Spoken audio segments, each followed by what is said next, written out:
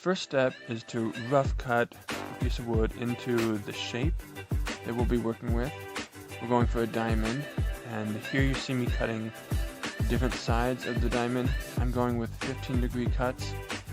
You see I'm using a cross-cut sled. This is kind of important. I would not have been able to make these cuts safely if I didn't have that. And here we have the final roughed out shape.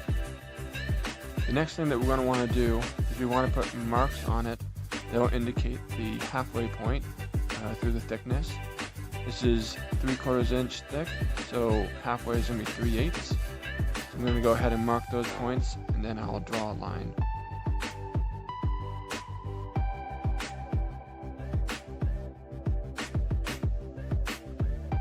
Okay, so here's the midway point through the thickness. Going to go ahead and do that on all the sides.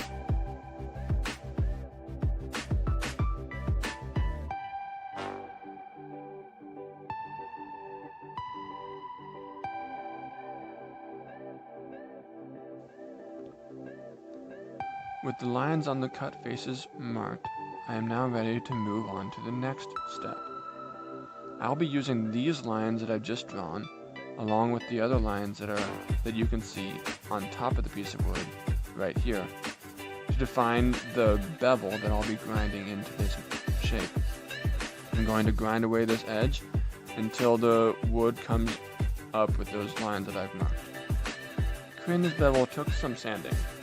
By that I mean a lot of sanding. Okay, here we are midway through the shaping process. You can see that I've already started defining the bevels on this diamond. I'm trying to bring the bevels up so they match that midpoint line and meet the line defining the top of the bevel too. Okay, back to sanding.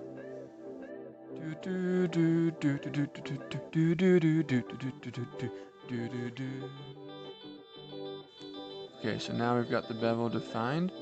So let's just smooth out the rest of the faces and get it looking pretty.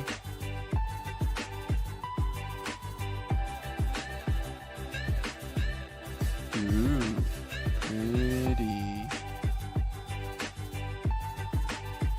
Okay, moving along. So now that I've sanded off the lines that I needed for my reference points, I'm drawing them back on, about 1/2 inch away from the edges. This will become a reference point for me when I'm going to be carving in the features. I'm using a Dremel tool with a ball end, and I'm going to just carve out these lines that I've drawn and continue to work features into this. Using my reference drawing that I've got off of Google, I'm going to draw in the details and again use my Dremel to shape those into the wood.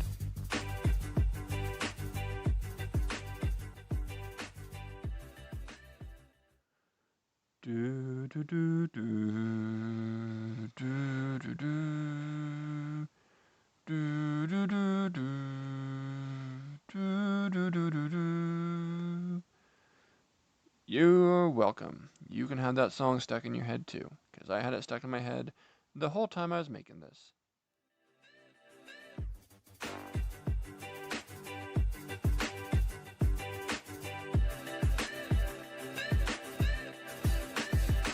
With the carving a little more finished and smoothed out, it's time for some painting.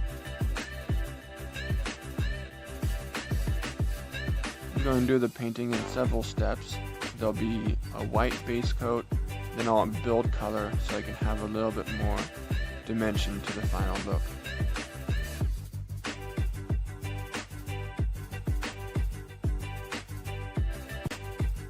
Did anybody say painting montage? So you can see here, like I said, I'm starting off with the white, adding some color.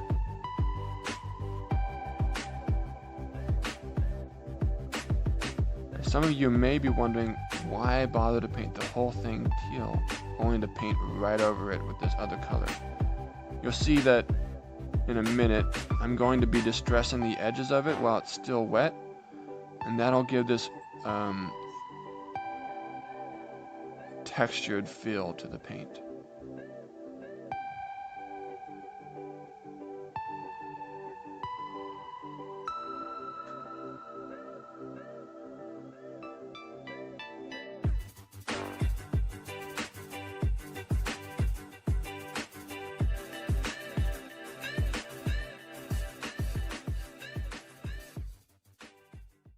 Where the north wind meets the sea, there's a river full of memory.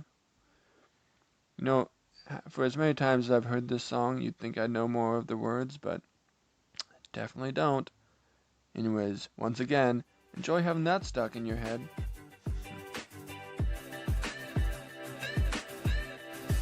With the polyurethane coat applied and cured, it's now ready for the final reveal.